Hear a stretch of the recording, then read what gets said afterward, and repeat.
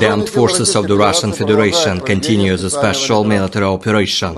Operational, tactical and dummy aviation, missile troops and artillery of the Russian group of forces have engaged 76 Ukrainian artillery units at their firing positions, manpower and military equipment in 112 areas during the day. Air defense systems have engaged 6 HIMARS and ALHA MLRS projectiles and 1 HARM anti-radiation missile during the day.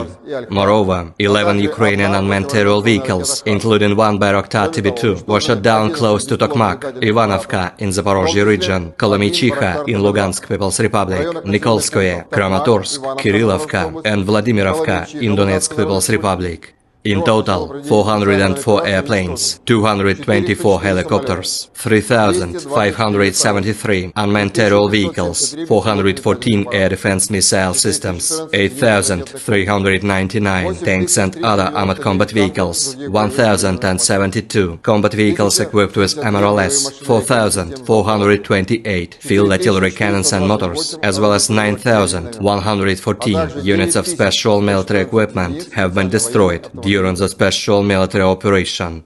The other side, Ukraine Defense Ministry in a statement said Russia lost 920 servicemen in a single day, including 6 tanks, 11 armored fighting vehicles as well as 7 artillery units and 9 air defense systems.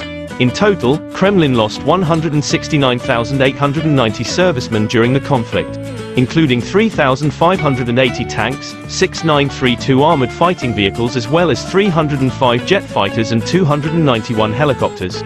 Russia and Ukraine lasts for 395 days. There is still no peace talk agreements between two sides. President of Ukraine Volodymyr Zelensky in a statement March 25 said Ukraine needs a victory over the enemy at sea as well as on land and in the sky. Thank you for protecting our state in the maritime defense sector, in the Ukrainian Navy and the Coast Guard of the State Border Guard Service. Україні потрібна перемога над ворогом у морі, так само, як на землі і у небі. Російські кораблі вже завчили єдину для них перспективу в українських водах. Російський чорноморський флагман вже продемонстрував, що очікує будь-яку посудину, яка загрожуватиме Україні. І лише питання часу, коли вона повторить курс Москви. Наші сили оборони та безпеки міцно. Terima kasih sudah nonton. Jangan lupa like, subscribe, dan share ya.